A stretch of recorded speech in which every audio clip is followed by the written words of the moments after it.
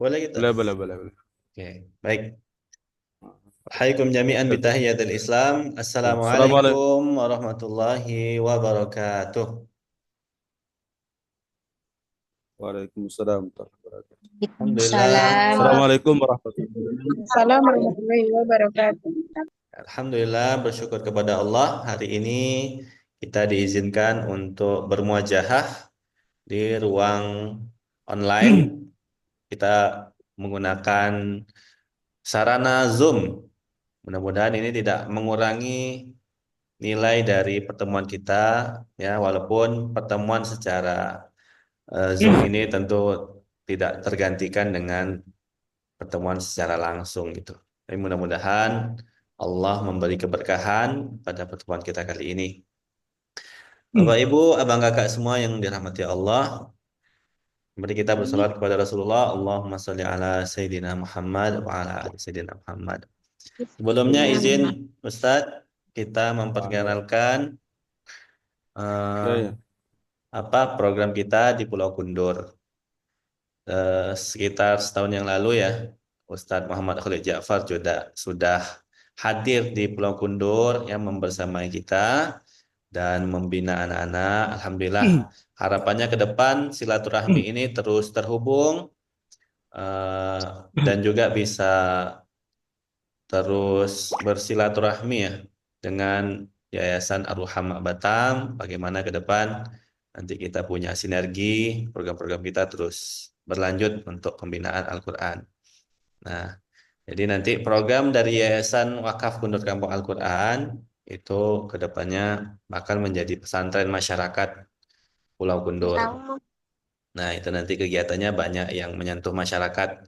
Kita mengambil segmen yang jarang diambil oleh pesantren-pesantren yang ada. Dan di Pulau Kundur ini sudah hampir banyak juga pesantren yang sudah berdiri.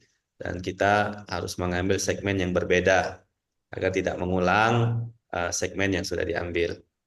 Jadi kita nanti fokus ke pembinaan masyarakat, keluarga, sebulan sekali. Dan alhamdulillah kita sudah dari sisi sarana sudah ada wakaf tanah dan wakaf pembangunan. Baik, Ustadz Muhammad Ja'far Siddiq, alhamdulillah.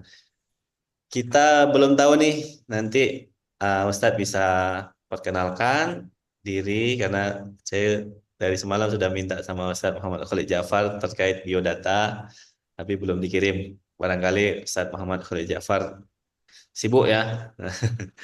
Baik, kita mulai saja dengan mengucapkan basmalah. Bismillahirrahmanirrahim. Mari kita dengarkan kajian dari Bismillahirrahmanirrahim. Ustadz Muhammad Ja'far Siddiq terkait dengan bagaimana mempersiapkan Ramadan agar Ramadan kali ini kita raih dan menjadi Ramadan yang terus meningkat dari tahun yang sebelumnya. Pada Ustadz kami persilakan. Bismillahirrahmanirrahim. Assalamualaikum warahmatullahi wabarakatuh. Waalaikumsalam warahmatullahi wabarakatuh. Oh, Alhamdulillahilladzi anzalal Qur'an fi syahr Ramadan hudan linnasi wa bayyinatin minal huda wal furqan. Walhamdulillahilladzi an'amana bi ni'matil iman wal Islam. Alhamdulillahilladzi alafa baina qulubina fa asbahna bi ni'matihi ikhwana. Asyhadu an la ilaha illallah wahdahu la syarikalah wa asyhadu anna Muhammadan abduhu wa rasuluh. Allahumma salli wa sallim ala sayyidina Muhammad wa ala alihi ajma'in amma ba'd.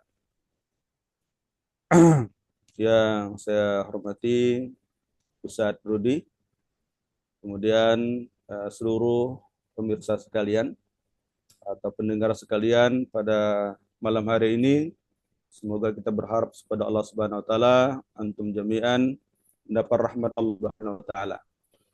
Kemudian salawat dan salam secara terlimpah pada junjungan kita Nabi Muhammad sallallahu alaihi wasallam. Bila jemaah sekalian, suara saya jelas nggak nih? Inilah jelas, Ustaz. Suara saya jelas? Jelas. Jelas ya. Sekali lagi, kebetulan di Malaysia tadi baru hujan lebat tadi. kita kadang-kadang di sini sinyal agak masalah. Jadi perkenalan sendiri ya, perkenalan saya ini nama tadi sudah disebutkan, nama saya adalah Muhammad Ja'far Siddiq. Saya ini berasal dari asal mulanya lahirnya di Pangkalan Berandan, Medan, Sumatera Utara. Tahun 97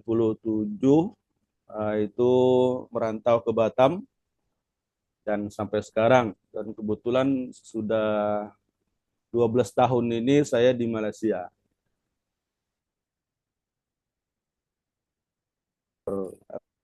Quran, ada juga mengajar bahasa Arab di Malaysia. Kemudian di sini juga menemankan istri saya, itu dia sekarang sedang menyelesaikan S3-nya di Universitas Islam Antarabangsa Malaysia.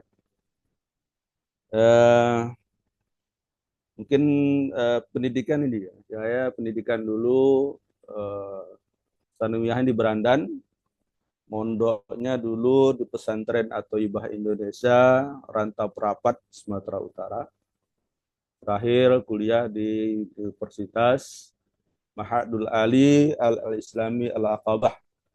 Dan itu berada di Bukit Tinggi dan ada punya link ke Arab Saudi. Jadi dia punya ada kerjasama dengan Arab Saudi punya. Kemudian materi-materi yang kami pelajari juga di Mahad Aqabah itu banyak diambil dari Timur Tengah. Ya, itu mungkin sebagai perkenalan pribadi saja. Dan kemudian saya adalah Ketua Yayasan Ar-Rahama di Batam yang sering disebut juga.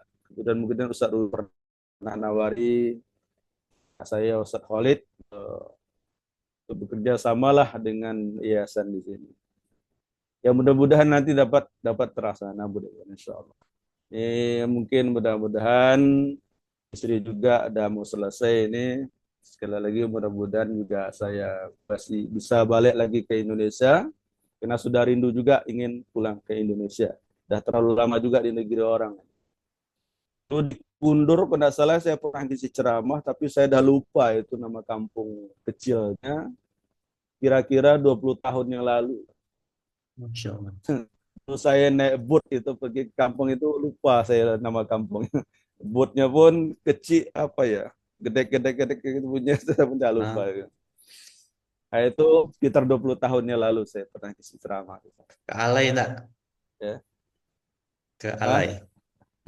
Pulau Alai. Itulah saya lupa. Mungkin juga, tapi itulah orang-orang partai lah yang undang saya itu. Oke lah, itu sebagai peran pribadi aja. Dan juga saya ada juga udah berminat juga untuk melihat Kundur tuh kondisi sekarang tuh bagaimana. Hanya cerita dari Ustadz Khalid saja. Oke lah jemaah sekalian, karena kita mengingat waktu juga nih. Kalau dikaji-kaji ini panjang waktu kita. Dan kita ini mungkin nggak lama kan. Mungkin kalau dikaji-kaji terhadap Ramadan ini mau berjam-jam ya. Tapi waktu ini bisa di-setel sedikit atau banyak. Oke. Terhadap Ramadan ada sering orang mengucapkan tarhib, tapi kadang-kadang nggak tahu arti tarhib gitu. Jadi tarhib itu adalah dalam bahasa Arab itu penyambutan. Jadi kalau tarhib Ramadan berarti menyambut. Jadi tarhib Ramadan menyambut bulan di Ramadan. Kira-kira jemaah kita ini banyak nih Ustaz. Saya pun kurang tahu nih jumlah jemaah kita ini banyak kan? Ya, ini Ada 11 berapa orang kira-kira Ustaz? alhamdulillah ada 11 peserta nih. Ada 20 orang. 11. Cobaan Ada malam minggu. 11 peserta. Oke. Dan ini dilakukan masa. Oke, menyambut Ramadan ini banyak ya aktivitas yang dilaksanakan oleh masyarakat Muslim ini. Lain-lain daerah kadang-kadang lain pula cara menyambut Ramadan ini. Nah, ada beberapa orang yang menyambut Ramadan ini masyarakat kita. Kalau di Malaysia itu nggak terlalu banyak kali masalah tarhib ini. Nggak begitu gempar kalau di sini masalah tarhib. Jadi gempar masalah tarhib ini adalah di Indonesia. Kalau di sini enggak begitu. Di sini gemparnya menyambut Ramadan itu hanya doa arwah saja. Ya, doa arwah saja. Nah, oke lah, jemaah sekalian, kita di Indonesia ini ada beberapa hal yang sering dilakukan masyarakat kita untuk menyambut Ramadan ini. Pertama yang sering diucapkan di spanduk-spanduk, marhaban ya Ramadan. Spanduk yang disebuat itu juga adalah sebagai bentuk untuk menyambut Ramadan. Nah, saya singkat-singkat aja lah ini. Kemudian ada juga orang nyambut Ramadan ini dengan bergotong royong. Gotong royong, ya besuk masjid, mendirikan pesantren, segalanya ya. Itu juga bentuk daripada tarhib. Kemudian ada lagi orang melakukan ziarah kubur, nyambut Ramadan. Tapi ini enggak semua daerah juga, sebagian begitu. Salahkah ziarah kubur? Ya tidak salah. Ya kita kapan saja pun boleh gitu. Tapi banyak masyarakat kita ini ada sebagian yang melaksanakan itu adalah menyambut Ramadan biasanya, tapi tidak semua. Nah, ziarah kubur ini mungkin saya juga tidak terlalu banyak. Saya ini singkat-singkat aja sekarang. Yang kemudian ada kalau orang Sumatera Barat mengatakan Balimau gitu. Ada orang Minang di sini tak? Ada orang Padang di sini? Ada orang Padang, Ustaz? Di sini ada orang Padang nggak? Oh, istilah. Tapi jelas Ustaz ya, omongan saya ini jelas nggak nih ya? Jelas, Tat. Suaranya jelas. Omongan saya jelas nggak, Jelas Kak? juga. Jelas. Oke. Jelas. Jelas, Oke, jelas. oke. Jelas. Jadi Belimau ini istilah orang Sumatera Barat. Jadi Belimau sungai, pergi ke danau, mandi-mandi. Ini salahkah atau tidakkah? Tergantung pelaksanaannya. Kalau pelaksanaannya pergi mandi-mandi, perempuan di sana ngumpul-ngumpul laki-laki perempuan, buka aurat lagi itu berarti salah itu. Tapi kalau hanya sekedar mandi biasa untuk bersihkan badan aja ya silakan saja. Cuman kadang-kadang prakteknya itu adalah mereka ikhtilat di sana, berkumpul di sana laki-laki perempuan, apalagi muda-mudi ya. Kemudian mereka menampakkan auratnya, ini berarti Balimau itu ada yang menyalahi syarak. Jadi lihat kondisinya mereka melakukan itu bagaimana. Ya, perhatikan juga nih bagi orang-orang Minang yang berlimau itu jangan sampai berlimau ingin mendapatkan pahala tapi dosa yang didapatkan nanti. Kenapa? Karena mandi di sana adalah membuka aurat. Ada lagi orang mengadakan acara menyambut Ramadan ini dengan doa bersama. Doa bersama, kemudian sana silaturahmi, saling bermaaf-maafan, itu juga salah satu sebagian dilakukan masyarakat kita. Yaitu yang positif ini ya silahkan aja. Jadi bentuk menyambut Ramadan ini banyak sekali yang dilakukan oleh masyarakat. Tapi ada yang lebih sangat penting sekali menyambut Ramadan ini adalah yang sangat penting kalau dapat itu memang tidak ditinggalkan. Apa itu? Nah, itu persiapan ilmu untuk menyambut Ramadan, itu kajian namanya. Nah, salah satunya sekarang ini kita lakukan adalah untuk kajian ilmu. Jadi Ramadan itu supaya terlaksana dengan baik kalau dilakukan dengan ilmu. Jadi salah satunya yang kita buat sekarang ini adalah dalam rangka mencari ilmu, mengulang kaji bagi kita yang sudah paham untuk menyambut Ramadan. Oke, saya sedikitlah bicara masalah persiapan kajian kita untuk Ramadan nanti. Ini ada satu hal yang perlu saya sampaikan adalah amalan sunnah di bulan Ramadan. Amalan sunnah di bulan Ramadan ini ada beberapa hal. Kalau ada kurang mungkin nanti kita tambahkan ya. Soalnya kajian kita nih karena singkat jadi nggak bisa terlalu banyak kali. Yang pertama adalah amalan sunnah segera berbuka puasa. Sekali lagi segera berbuka puasa. Jadi segera berbuka puasa ini bukan berarti kalau waktu berbukanya misalnya jam jam 7 berarti bukan berarti jam 6 buka duluan ya. Jadi menyegerakan ini adalah ketika masuk waktu jangan ditunda. Jadi mungkin kalau seandainya tidak ada perjalanan jauh dari rumah pekerjaan, makanya di motor kita kah atau di kendaraan kita kalau terdapat kita sediakan air. Ketika dengar azan disegerakan berbukanya. Kalau yang kondisinya seperti itu. Kalau seandainya seorang Bilal, nah kalau orang dia Bilal dia azan, jangan berbukanya selepas azan. Jadi berbukanya itu adalah ketika ada masuk waktu, dia batalkan baru dia azan. Itu namanya menyegerakan. Tapi kalau sana dia lepas azan baru berbuka, bukan berarti salah ya. Tetapi sunnahnya dia nggak dapat. Jadi sunnah itu menyegerakan. Itu yang pertama. Ya, kalau saya yakin lah kalau masalah menyegerakan berbuka puasa ini nggak ada yang nolak.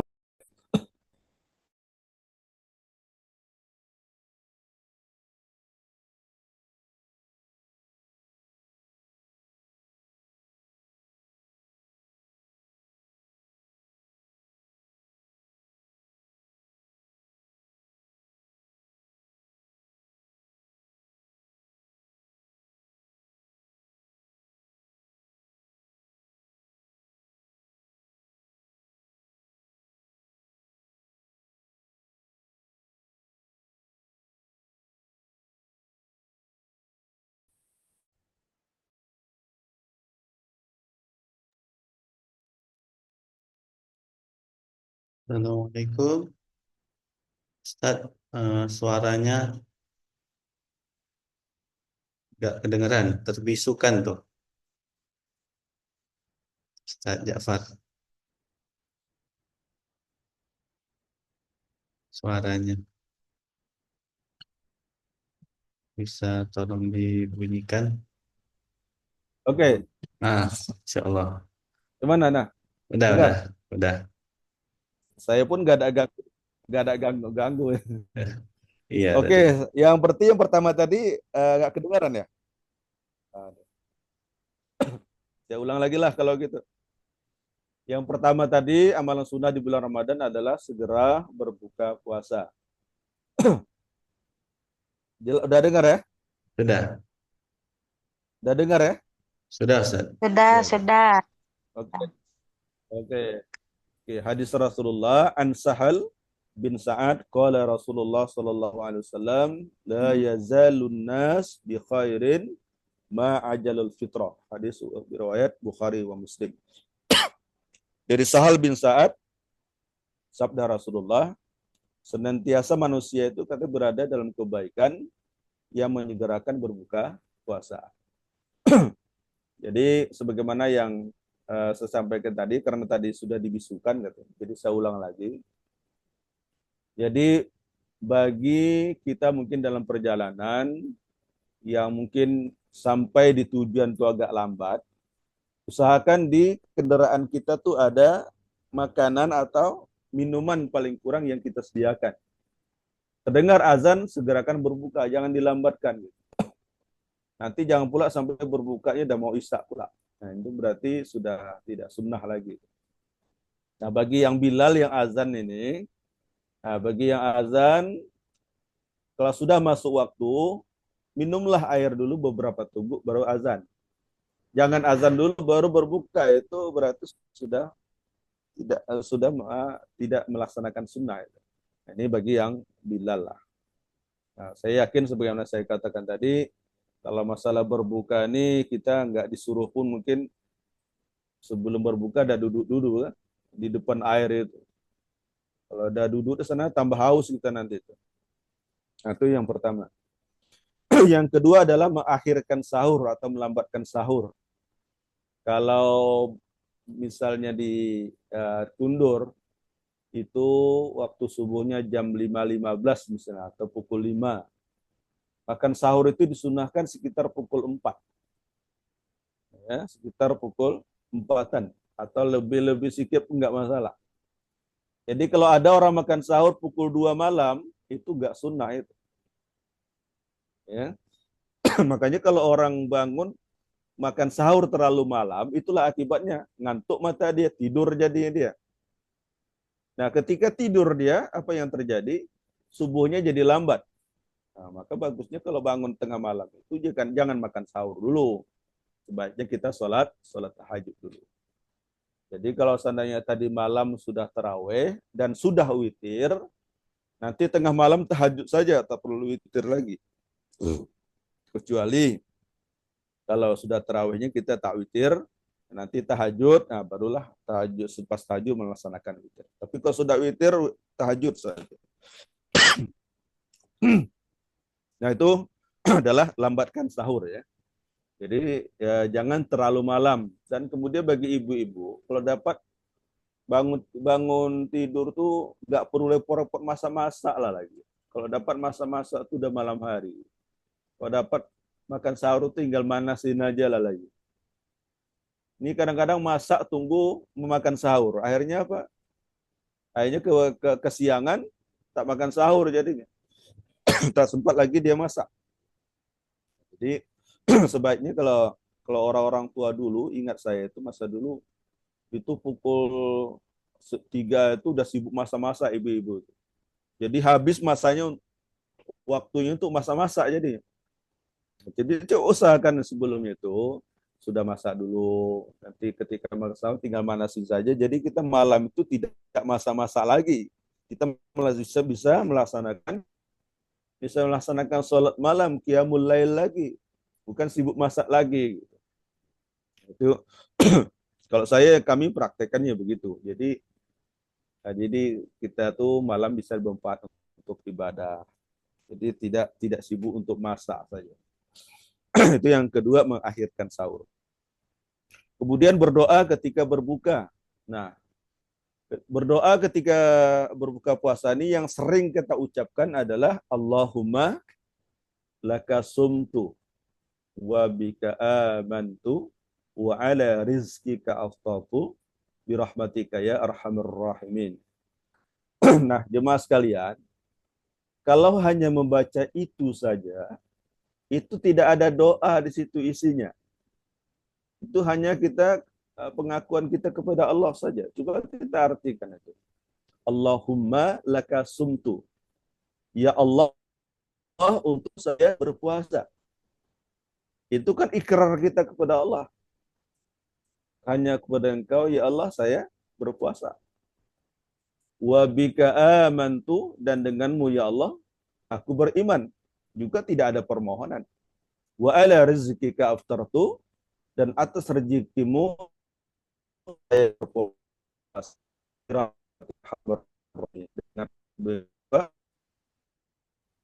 Allah. Berarti tak ada yang ini, tak ada yang doa permohonan itu. Bukan kalau malaikat itu ya silakan dibaca. Tapi kalau itu saja nih baca rugi gitu. Jadi paling tidak tambahlah juga lagi. Allahumma laka sumtu, sesudah itu baca doa mau makan. Allahumma barik lana ya pada apa yang berikan rezeki kepada kami, wa qina azabannar, dan jauhkan kami ya Allah daripada azab api neraka. Berarti ini ada permohonan nih kita sama Allah. Jadi salah satu doa yang makbul itulah doanya ketika orang berbuka. Jadi kalau sana buka puasanya Allahumma laka sumtu saja, berarti sayang gitu. Nggak ada yang kita minta di situ kepada Allah. Nah, coba paling tidak tambahlah Allahumma barik lana itu. Malah ada lagi yang menambahkan bismillahi wa ala barakatillah. Ada juga yang menambahkan seperti itu. Dengan nama Allah dan atas keberkahan. Oke, itu berdoa ketika berbuka. Jangan baca doa Rasul saja, Allahumma laka sumtu saja, tambahlah doa yang biasa kita gunakan, Allahumma barik lana sampai akhir. Kemudian ada memberi makan untuk orang yang berbuka. Ini biasakan menyediakan takjil lah kalau bahasa kita ya. Nah, ini sangat mulia sekali sisi Allah bagi orang yang mau bersedekah di bulan Ramadan, khususan kepada menyediakan kepada orang yang berbuka. Jadi kata Rasulullah, man aftara sha'iman falahu ajru sha'imin wala yanqusu min ajri sha'im syai'un. Hadis riwayat Tirmizi. Jadi kata Rasulullah, barang siapa yang menyediakan iftar kepada seorang yang berpuasa, maka baginya dapat pahala seperti pahalanya orang sedang berpuasa tadi. Berapa besar pahalanya? Wala yang khusus min ajri shaim, dan Allah tidak mengurangi pahala sedikit pun bagi orang yang tidak mengurangi sedikit pun pahala bagi orang tadi. Nah, Ada orang ini ya, ada jemaah pernah tanya sama Ustaz, katanya, Ustaz katanya, kalau ada kawan saya diajak berbuka puasa di masjid itu tidak mau dia untuk berbuka bersama itu. Jadi saya bilang, kenapa? Katanya kalau kita berbuka puasa di masjid, pahala kita ini dikasihkan kepada orang yang menyediakan berbuka itu, Ustaz. Jadi itu tuh nggak ada hubungannya. Oke?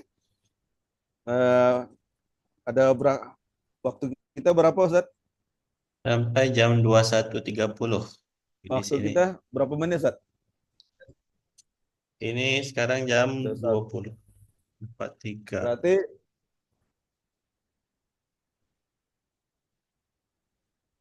berarti berapa menit lagi, Ustaz? Ada sesi tanya jawab? Nggak apa-apa, lanjut Ada aja dulu, sesi Ustaz. tanya jawab, Ustaz? Nanti kalau ada pertanyaan di kolom komentar aja dulu, Oke ya. dikumpulkan. Nah, ini masih boleh lanjut. Oke, oke.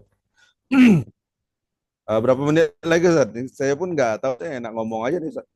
Ya, lanjut Ustaz. Nanti kita Berapa kasih menit tahu. lagi kira-kira? Oh, gitu.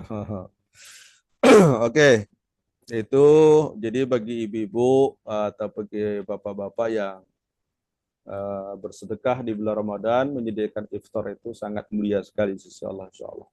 Itu kalau satu orang ya. Apalagi kalau disediakannya itu banyak orang, berapa pula banyak pahala kalau gaji pahala ya. Tinggal usah-usah ngitung-ngitung pahala lah. Insya Allah buat aja ibadah, pahalanya biar Allah saja yang mengatur itu. Oke.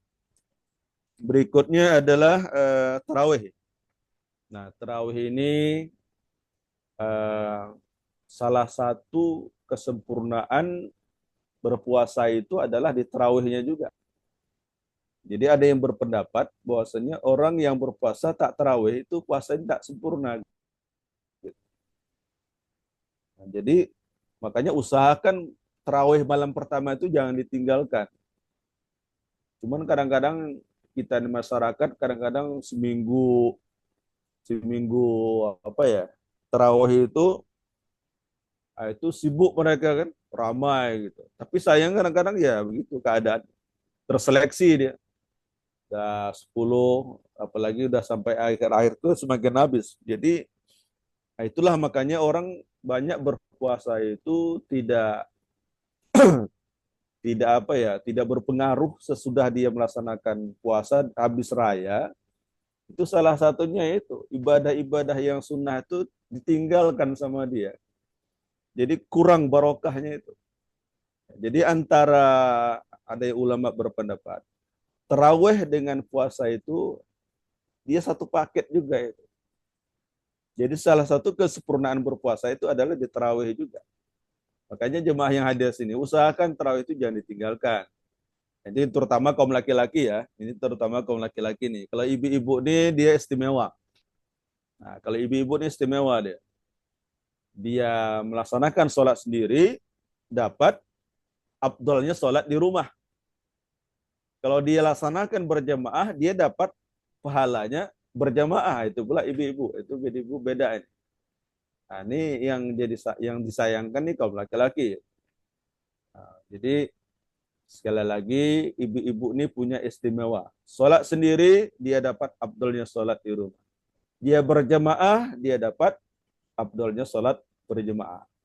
Nah, jadi Kalau kita laki-laki kan beda ya.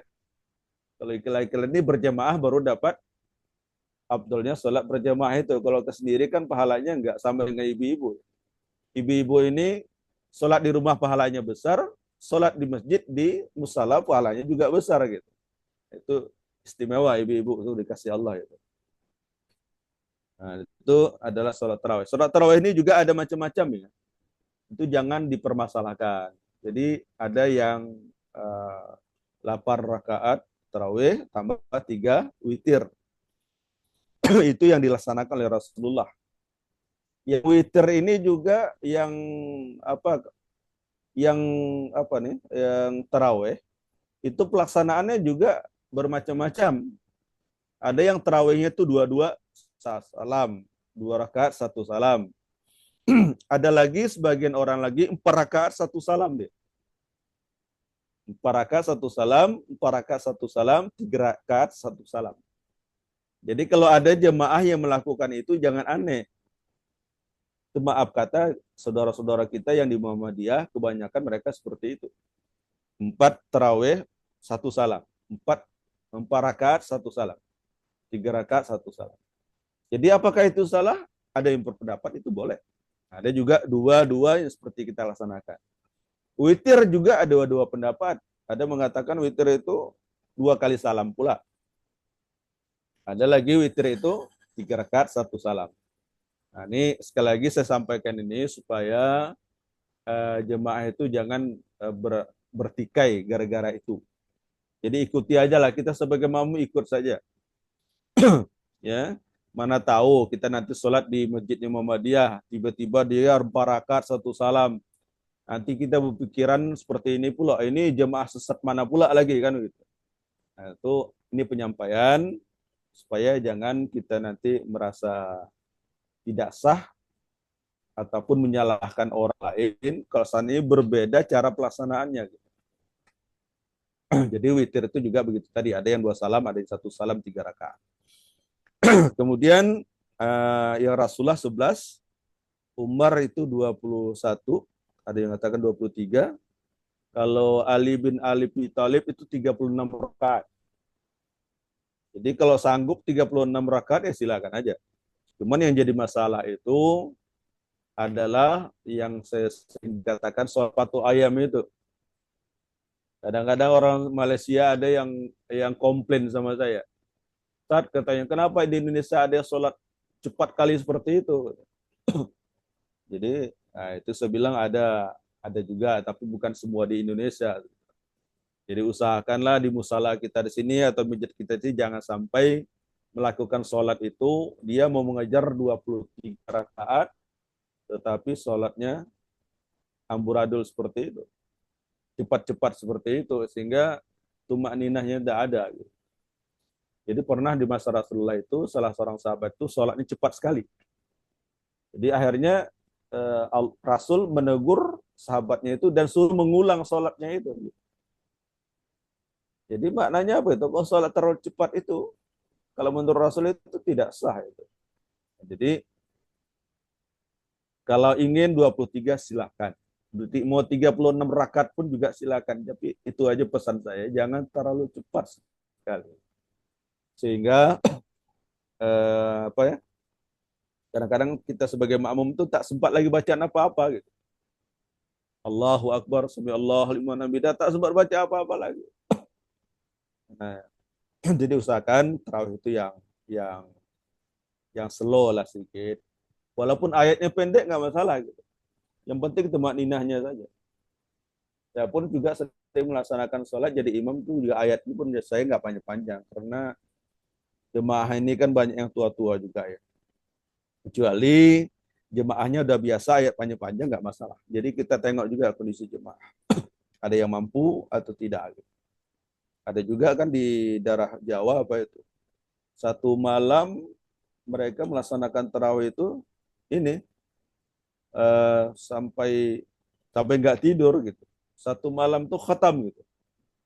Satu malam khatam Quran salat tarawihnya itu. Itu kebiasaan mereka ya nggak apa-apa. Itu adalah membaca ada tarawih. Kemudian ada lagi membaca Quran. Nah, ini juga biasanya orang menjelang Tarhib Ramadan ini ada mengadakan daurah Quran. Jadi jemaah yang saya sering mengatakan kepada jemaah, bagi yang tidak mampu baca Quran, jangan malu untuk belajar dari Iqra, dari Qiraati, apalah namanya, Muqaddam kah. Jadi murid-murid saya di Malaysia itu, ada yang umur 70 baru belajar Iqra. Ada yang umur 70 lebih, ada yang sampai umur 80 baru dia tamat Iqra. Jadi saya mengatakan kepada jemaah, kalau belajar Quran ini jangan malu. Orang merampok di tengah orang ramai itu nggak malu. Kenapa baca Quran harus malu? Jadi usahakan bagi bapak-bapak, ibu-ibu yang sudah tua kah, tak pandai baca Quran, nggak usah malu belajar dari Iqra lagi. Masalahnya bukan apa ya? Masalahnya itu hubungannya nanti ada di akhirat kelak. Salah satu di alam kubur itu pertanyaan malaikat itu adalah man imamuka atau ma kitabuka. Siapa imammu adalah kemudian apa kitabmu. Jadi bagi orang yang tidak mampu baca Quran dan tidak mau belajar, itu yang jadi masalah nanti. Saya yakin dia akan terjawab dia pertanyaan malaikat apa kitabmu itu. Jadi orang yang bisa menjawab pertanyaan malaikat di alam kubur itu tergantung amalan. Ya, kalau selama ini dia jauh daripada Al-Quran, macam mana dia bisa menjawab amalannya itu? Ya, itu jadi sekali lagi saya bukan nakut-nakuti ya. Bagi ibu bapak jangan sampai menyuruh anaknya saja pandai baca Quran, sementara dia sendiri nggak mampu baca Quran dan tak mau belajar, itu masalah. Dulu ada murid saya di Batam, dia masih kecil, masih SD nama suatu itu. Tapi dia dah Quran dan bagus baca Qurannya. Ibunya itu umurnya lebih kurang 50-an lah waktu itu. Jadi anaknya yang masih SD ini, jadi ibunya nih belajar Iqra, belajar Quran dengan anaknya yang murid kama yang masih SD itu. Jadi ibunya nggak malu belajar Iqra, belajar Quran dengan SD.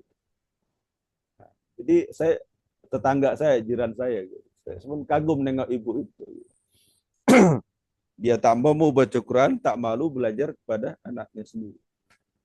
Nah, ustaz-ustaz kita di sini kan banyak ya. Sekali lagi Bapak Ibu yang tak pandai baca Quran jangan malu, harus belajar dari Iqra lagi. Yang sudah pandai ditingkatkan lagi. Itu ada tingkatan tahsin, ada tingkat talaki. Karena kita bisa tadarus di bulan Ramadan, kita bisa menghatamkan di bulan Ramadan kalau bisa baca Quran. Kalau tak bisa baca Quran, macam mana kita mau baca Quran di bulan Ramadan? Apalagi tadarus, takut dengan tadarus. Jadi sekali lagi ke depan mungkin kalau yang belum pandai tak usah malulah untuk belajar Quran. Kalau mengajarkan imam kita kan mampu ya. Kalau Imam Syafi'i itu di bulan Ramadan katanya selama bulan Ramadan dia dapat menghatamkan Al-Quran itu 60 kali khatam. Imam Syafi'i. Berarti satu hari satu malam itu dia dapat 2 kali khatam. Imam Syafi'i saya yakin nggak akan terkejar kita itu. Satu hari 2 kali khatam ya. Mendapatkan satu juz satu hari satu malam itu sudah ngos-ngosan kan gitu. Jadi paling tidak ya kita kaum laki-laki ini paling tidak satu hari itu dapat satu juz. Itu paling kurang ya. Jadi kalau nggak mampu sekaligus boleh diatur aja waktunya gitu. Mungkin setiap Isya dapat berapa, entah 3 lembar. Nanti sudah subuh mungkin dapat 3 lembar, sudah zuhur dapat 3 lembar. Jadi paling tidak satu hari satu malam itu dapat satu juz. Kalau lebih itu lebih baik kan gitu ya. Tapi kalau ibu-ibu yang masih yang apa ya, yang tidak ada yang masih punya uzur gitu di bulan Ramadan, itu kalau satu juz satu hari nggak cukup dia, nggak bisa nggak khatam itu. Jadi Kalau seandainya di 1 bulan itu dia ada uzur misalnya 1 minggu. Nah, berarti kiralah itu. Kalau 1 minggu berarti dalam 23 hari, berarti dia harus khotam. Berarti 1 hari ibu-ibu itu harus lebih dari 1 juz. Kalau ingin mengkhatamkan Al-Quran. Paling kurang 1 juz setengah. Kalau kaum bapak ini kan tidak ada uzur ya. Makanya paling kurang 1 hari 1 malam itu dia bisa itu 1 juz. 1 juz itu sekali lagi saya katakan tidak mesti sekali duduk ya. Nah, jadi usahakan itu. Kalau ini harus dipaksakan. Kalau nggak dipaksakan nggak khatam itu. Sekali lagi bagi yang belum mampu baca Quran ya nggak usah malu. Yang sudah pandai ditingkatkan lagi bacaannya. Dan alhamdulillah selama ini saya dengarkan ya Khalid ya waktu dikundur alhamdulillah kan banyak yang mentahsin. Ya mudah-mudahan itu bacaannya semakin baik dan mudah-mudahan juga dapat diwariskan kepada anak-anak didik kita. Kemudian juga sunnah di bulan Ramadan itu i'tikaf 10 hari terakhir dan saya tidak terlalu banyak membahas itu. Ada juga yang salah satu yang kurang perhatian itu adalah berpakaian rapi. Jadi berpakaian rapi itu juga salah satu sunnah di bulan Ramadan. Coba bedain kalau kita ini pakaian rapi dengan kusut itu beda ya. Udah kita kelaparan, udah kehausan ya pakaian kusut itu bertambah loyo orang itu. Jadi pakaian rapi itu dia ada energik. Nah, itu ada juga dia pengaruh untuk pakaian rapi itu. Oke lah jemaah sekalian, terakhir saya sampaikan ada masalah terakhir, masalah imsak ya. Imsak ini ada orang punya pemikiran ketika imsak itu dia tidak berani lagi makan minum kalau sudah bunyi kata-kata imsak. Itu jadi bahasa takut itu ya. Jadi imsak itu di Ramadan itu bukan berarti sudah wajib menahan ya. Jadi imsak itu hukumnya adalah sunnah saja. Jadi yang betul-betul tidak boleh lagi makan dan minum itu adalah kalau sudah azan subuh. Itu perlu diperhatiin itu. Sudah azan subuh baru tak boleh makan dan minum lagi. Kalau imsak itu masih boleh. Tapi kalau seandainya waktu imsak itu kita sudah dapat berhenti, tidak makan dan minum lagi, itulah yang terbaik. Ini adalah pendapat daripada Mufti Mesir, Syekh Hasanain Makhluk, ya, tahun 1949. Dia mengatakan, wa min hadza ya'lamu anna al-imsak la yajibu illa qabla tulu'. Kata beliau, dan daripada ini kita ketahui bahwasanya imsak itu katanya tidak wajib kecuali sebelum fajar. Nah, jadi kalau sudah sebelum fajar itu tidak wajib imsak. Itu bahasa beliau. Wa annal mustahabba ayyakuna bainahu wa bainat tulu qadru qira'atu khamsina ayah. Dan bahwasanya dianjurkan bahwasanya antara imsak dan di antara terbit fajar itu perkiraannya adalah membaca 50 ayat. Wa yaqduru zalika zamanan bi asri daqaiq takriban. Perkiraan itu katanya waktunya di antara 10 menit sebelum kira 10 menit kira-kira sebelum waktu subuh. Jadi kalau menurut beliau itu adalah annal imsak la yajib, bukan wajib waktu imsak ketika itu. Kecuali kalau sudah waktu tulu, itu waktu yang sudah fajar, sudah ini disitulah wajib imsaknya itu. Jadi imsak yang kita laksanakan itu 10 menit sebelum waktu azan itu hukumnya adalah sunnah. Sekali hukumnya adalah sunnah. Jadi mana tahu ketika azan tiba-tiba imsak kata orang jerit-jerit di masjid atau di surau di masjid itu. Nah, kalau kita terbangun ketika itu, sempatkanlah waktu sekitar beberapa menit, 5 menit kah, untuk meminum sesuatu atau makan sesuatu yang penting jangan sampai azan subuh. Nah, itu mana tahu ada yang terlambat bangun. Jadi kalau bisa kita 10 menit sebelum waktu azan itu sudah berhenti, itu hukumnya adalah sunnah. Itulah yang terbaik karena di situ kita bisa persiapan untuk sholat fajar sholat sunat sebelum fajar, bisa kita ke masjid, ke surau dan sebagainya. Itulah jemaah sekalian, mungkin itu saya sampaikan pada kesempatan ini karena waktu juga sudah malam. Kalau seandainya ada yang ingin dipertanyakan, saya persilakan. Sebenarnya banyak yang mau disampaikan, tapi Ya. sekali lagi waktu kita yang singkat, tentunya saya tidak bisa menyampaikan terlalu panjang lebar sekali. Baik, alhamdulillah. Kalau ada yang ingin dipertanyakan, saya persilakan. Ya. Alhamdulillah, Ustaz. Terima kasih. Ini ada yang titip pertanyaan. Izin, Ustaz. Pertanyaannya, bagaimana cara meningkatkan kesadaran akan Ramadan agar Ramadan tidak berlalu saja tanpa makna? Jadi memang sering orang kan nih ketika masuk Ramadan awal-awalnya semangat, nanti seiring berjalannya waktu mulai kendor. Nah, ini macam mana supaya konsisten menjaga semangat dan ruh untuk beribadah memanfaatkan Ramadan?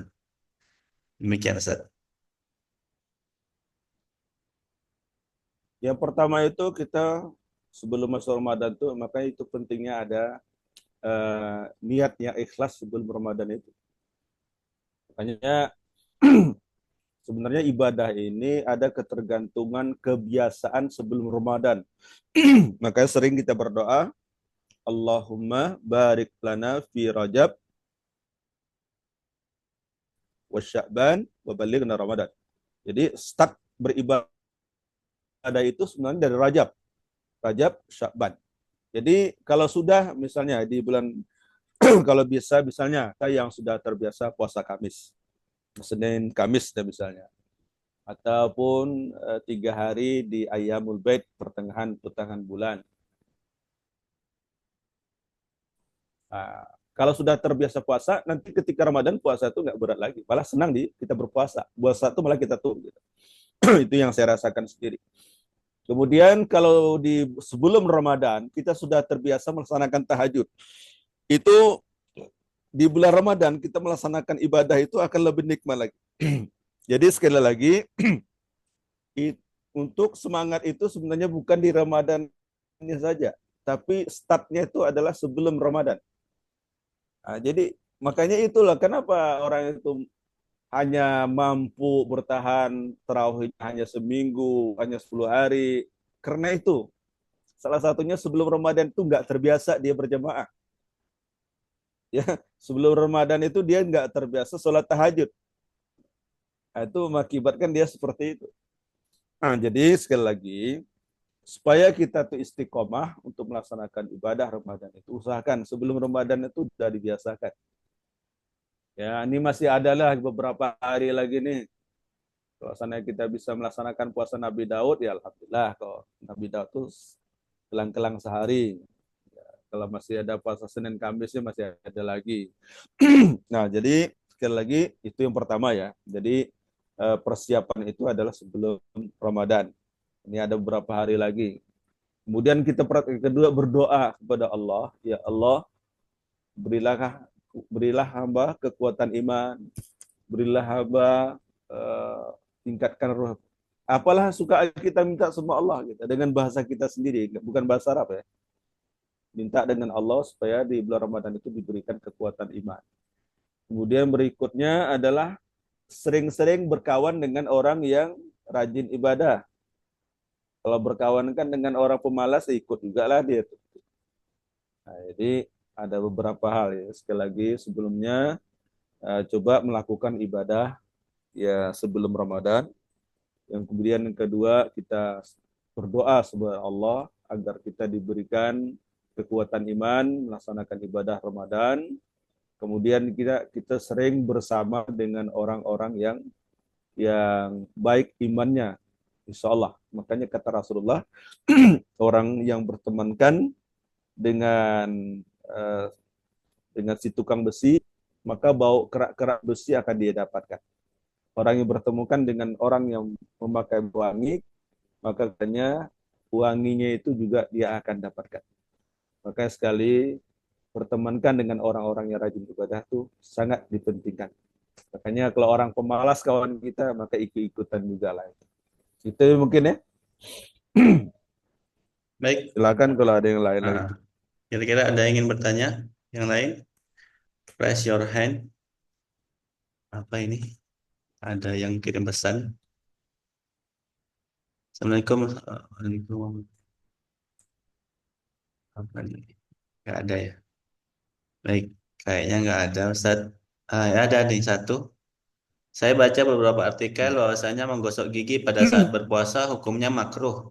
Tapi di beberapa artikel malah dianjurkan. Mohon bantuannya Ustadz untuk pertanyaan saya karena saya juga masih bingung.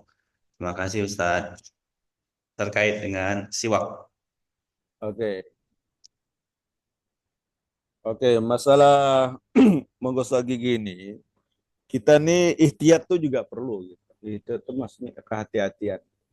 Kalau saya pribadi itu gosok gigi itu sering dilaksanakan adalah sebelum sholat subuh. Kalau pakai ini ya, pakai pakai obat gigi, pakai odol lah kalau bahasa kita gitu. Kalau yang pakai odol ini usahakan lah sebelum subuh itu kita dapat. Ya, walaupun ada yang membolehkan sudah pagi hari kalau dapat yang sudah bubu-bubu itu nggak usah pakai lagi. Jadi kalau ingin berkumur-kumur, saya selalu menganjurkan adalah ketika mau sholat berkumur-kumur hanya sebatas bibir kita dengan gigi. Kalau dapat jangan sampai kayak begitu, itu telan nanti itu. Ya, jadi usahakan yang sifatnya pakai odol gigi kalau sudah subuh kau dapat tidak usah pakai itu lagi lah. Ini untuk ihtiyat ya, untuk ihtiyat. Ini masalah khilafiyah ini kan banyak pulaan mengatakan boleh lah begini kan begitu. Kok saya pribadi mempraktikkan begitu. Yang sifatnya pakai odol pergunakan ketika sebelum sholat subuh. Kalau sudah sholat subuh usahakan pakai. Kecuali kalau pakai siwak. Kalau siwak nggak masalah. Kayu siwak ya. Kalau kayu siwak itu sifatnya kan hanya menggosok gigi saja. Dia tidak menggunakan air misalnya. Nah, kalau itu silahkan. Tapi kalau yang pakai odol gigi sebaiknya sesudah subuh sampai maghrib udah saja tak usah pakai itu lagi. Karena itu ini demi untuk ikhtiar saja, untuk kehati-hatian. Ya, karena kalau sudah itu biasanya kita banyak mempergunakan air itu. Sekali lagi, yang itu yang pakai siwak kayu, nah itu ya silahkan. Itu sifatnya sekali lagi biasanya orang nggak pakai air kan digosok gigi gitu saja itu nggak masalah. Itu juga selalu kalau digunakan kalau mau sholat, ya kalau mau sholat. Tapi jangan pula siwak berketerusan pula ya. Nah itu kalau mau sholat saja. Ya itu lagi kalau pakai odol usahakan kalau sudah siang nggak usah pakai odol-odol lagi lah. Ya, insya Allah lah wangi insya Allah mulut kita itu insya Allah. Ya itu ya Kak Caca. Sudah ada lagi? Tadi pertanyaannya berkaitan dengan bersiwak, lebih berhati-hati saja ya, agar tidak tertelan seperti itu. Kiranya ada lagi pertanyaan? Ya, kalau tidak ada, kita akhiri lah ya. Dan kayaknya nggak ada lagi. Kami ucapkan jazakumullah kepada Ustadz Muhammad Ja'far Siddiq dan Ustadz Muhammad Khalid Ja'far yang sudah membersamai warga Kundurian, Kundur Kampung Al-Quran. Yang mudah-mudahan nanti bisa ke Tanjung Batu, Ustadz. Kita traktir buah durian, Ustadz. Kalau makan buah durian. Ya. Heeh. Insya Allah, insya Allah. Iya, Ya mudah-mudahan Pak bisa. Allah. Nanti kalau udah balik ke Indonesia memang Mm-mm. ada niat mau main-main lagi ke Guntur Masya gitu. Allah. Ya, Nostalgia 20 tahun yang lalu. Masya Allah. Ya, jadi Ramadan ini ya Oke, adalah bulan seperti kita masuk menjadi kepompong ya kan. Untuk menjadi kupu-kupu yang indah itu perlu proses. Kalau tahun kemarin kita belum maksimal, tahun ini kita maksimalkan dengan ilmu supaya Ramadan tahun ini tidak berlalu begitu saja. Karena tentu ibadah tanpa ilmu akan menjadi hambar ya, dan tertolak gitu. Maka penting bagi kita untuk menjalani Ramadan kali ini dengan belajar, terus belajar ya. Tidak pandang usia sampai Allah takdirkan kita menjadi orang yang dipahamkan di agama ini. Baik, Ustadz Muhammad Khalid Jafar, ada ingin disampaikan? Ya, selamat. Ya itu saja lah. Jadi, Ah, Ustaz Khalid, Khalid silakan. ada Ustadz Khalid? Habisnya nama Sama. dia dengan saya kadang-kadang habis. Jadi kalau Ustaz Khalid, kalau Ya, nyebut Ustaz Khalid, Jafarnya jangan Oh disebut iya gitu. iya Ustaz iya. Khalid saja. Ustadz Khalid, ada Kalau Ustadz? dibilang ada Jafarnya, saya lagi yang nyaut nanti. Ini Oke, Fadl. reuni keluarga nih. suaranya jelas, Ustaz. Jelas jelas. Nah, sebenarnya nggak banyak ya. Mungkin udah terwakili yang disampaikan sama sama Abi ya. Tapi ya mungkin poin-poin yang daripada ulama sampaikan itu yang penting di antara sunnah kita itu sebelum memulai Ramadan memang betul ya adalah dengan belajar. Dan bahkan itu disampaikan sama ulama itu qadiman katanya al ilmu yu'khad bidukhuli waqti. Ilmu itu diambil ketika masuk waktunya. Misal, kita nih kan nggak semuanya mampu ya mengkaji fikih secara keseluruhan. Dari bab mungkin toharoh sampai nanti terakhir gitu. Mungkin ada yang Iya. nutup dengan bab jihad dan semisalnya. Tetapi ulama mewajibkan bagi kita itu untuk mempelajari ilmu yang berkaitan dengan ibadah yang akan kita lakukan. Seperti inilah contohnya kita mau masuk Ramadan. Ya, maka diwajibkan bagi kita untuk mempelajari fikih puasa. Sebenarnya wajib di sini adalah anjuran yang sangat diharapkan agar kita itu bisa masuk Ramadan dengan ilmu. Kan kalau orang berbekal dengan persiapan adalah ilmu lah ya, dia tahu mau ngapain kan di perjalanan. Sama juga kata ulama itu kasa eril ibadat, seperti ibadah di ibadah yang lain, misalnya mau menikah contohnya, ya dia perlulah pelajari fikih nikah. Atau dia ingin membayar apa masuk nanti di bulan haji misalnya. Nah, dia hendak melakukan haji, maka dia juga perlu bahkan wajib juga untuk mempelajari fikih haji. Maka insya Allah lah, semoga Allah berikan keberkahan ya dalam majelis ini. Dan kita sudah melaksanakan sunnah daripada Nabi kita yang sudah banyak diterapkan juga oleh orang-orang soleh sebelum kita, di mana berbekal dengan ilmu sebelum masuk kepada suatu ibadah. Nah, mungkin itu sih. Nah, semoga ya Allah beri taufik lah. Karena kita kan sama-sama mempersiapkan diri nih untuk Ramadan ya.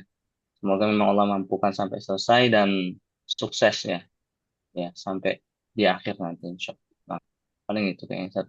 Baik, Alhamdulillah, jazakumullah Ustaz Khalid yang sudah menyampaikan closing statementnya. Intinya, saudara-saudara sekalian, ayah, bunda, abang, kakak, semua yang berbahagia, intinya adalah bagaimana kita di bulan Ramadan ini, kita menyalakan kesadaran kita, semakin menyala, semakin sadar betapa pentingnya Ramadan ini kita dihadirkan Allah untuk kita, tentunya untuk meningkatkan ketakwaan kita. Jangan sampai kita masuk di bulan Ramadan kita dalam kondisi tertidur. Artinya apa? Seperti seremonial belaka saja. Kita masuk Ramadan, orang puasa puasa, tidak ada semangatnya di situ, tidak ada ruh yang terbangun di situ. Yang penting bagi kita untuk sadar di bulan Ramadan ini, ya, agar kita benar-benar bisa memaksimalkan ibadah di dalamnya dan meraih nilai takwa di dalamnya. Baik, barangkali itu saja yang bisa kita sampaikan di kesempatan kali ini. Masih banyak yang perlu kita perbaiki, tapi apapun yang kondisinya kita ucapkan alhamdulillahirrahmanirrahim. Mudah-mudahan terus tersambung hubungan silaturahmi ini sehingga bisa menggerakkan banyak program yang bermanfaat untuk masyarakat. Karena itulah ya manusia mati harus meninggalkan amal jariah yang terus mengalir sampai dia dipanggil Allah Subhanahu wa taala hatta atanal yakin. Baik, kita tutup pertemuan ini dengan lafaz hamdalah. Alhamdulillahirabbil alamin. Dan doa kifaratul majelis. Subhanakallahumma wa bihamdika asyhadu an la ilaha illa anta astaghfiruka wa atubu ilaik. Sampai jumpa dan kami ucapkan assalamualaikum warahmatullahi wabarakatuh. Waalaikumsalam.